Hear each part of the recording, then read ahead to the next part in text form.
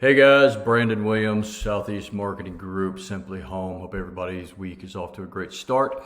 Today I want to talk to you about institutional buyers and what they are and what that means to you as a seller or a buyer. So an institutional buyer, what is it?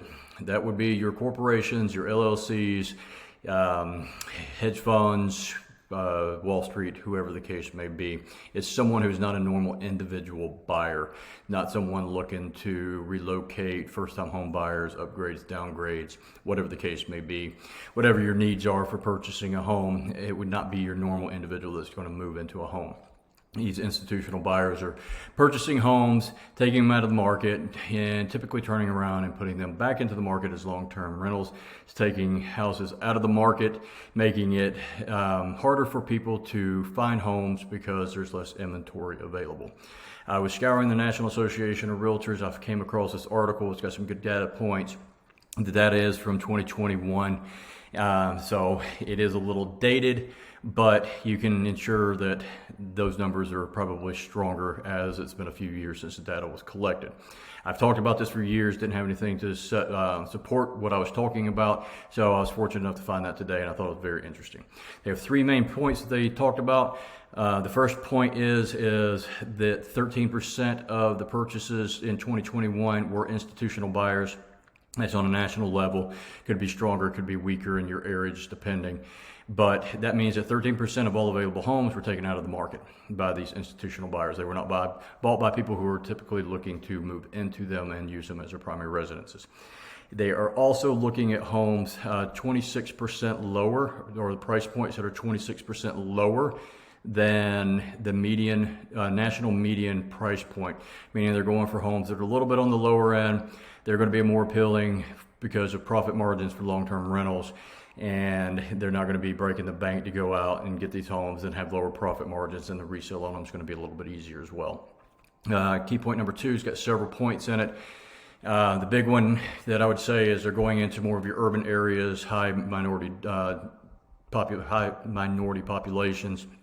And reason being, I would say they're going more over these urban areas is you typically have more renters coming in. You've got people that are moving into cities for jobs or whatever the case may be. They don't plan to be there for long, or they just want to find a place temporarily because they have to make a quick move, and they're going to find their home that they're going to purchase later on down the road. They just need to get established. They're looking for areas that have a high influx of people coming in, meaning they're going to have plenty of people to pick and choose from. They're going to need some place to live. They want somewhere that has fast rental growth, meaning that the long-term rental need is greater than it would be in certain other areas. They want areas with high appreciation. They want areas that have high sales growth, and they want areas that have low long-term rental vacancies, meaning that the vacancies are very low, so when they inject these properties, they will be occupied very quickly, and they can start realizing the return on their investment. The third key point is that the offers are basically the same. They are not coming in making these astronomical offers, giving people absurd amount of money over their asking price. They're still doing the traditional offers, but they are making them more appealing because they're offering cash. They're doing as-is purchases, guaranteed purchases, whether that be there's problems with the house, they still purchase it anyway, but they're going to look for some seller concessions for repairs or whatever the case may be, but they guarantee that we will purchase it. We're not just going to walk away because there may be some problems realized or whatever the case. Of those purchases, 59% were still bought through a traditional selling agent. What that means is they're still going through the MLS, they're still going into listed properties, they're purchasing those as a majority.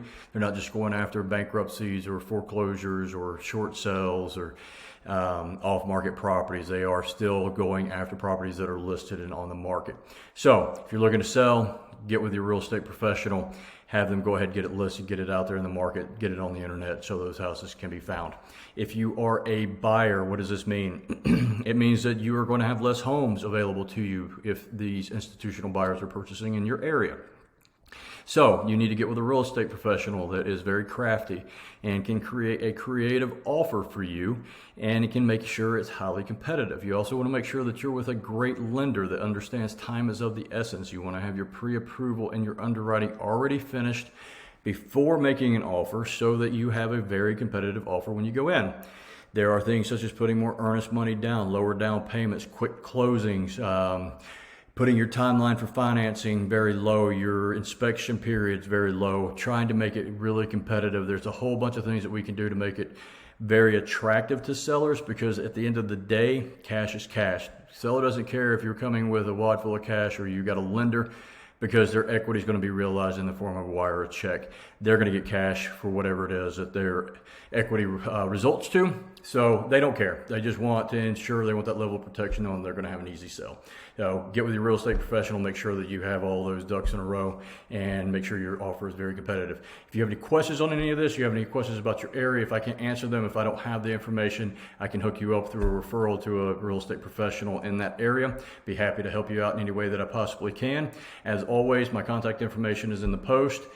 Feel free to call me, text me, email me, go to my website, whatever the case may be. I hope to hear from you. I'd love the opportunity to earn your business if you're in my market. If not, I'd love the opportunity to work with you and educate you and just help you out, because that's what we're here for. We're here to help you and make sure that you have the easiest transaction you possibly can. Hope you have a blessed day, and everybody get out and kill this week.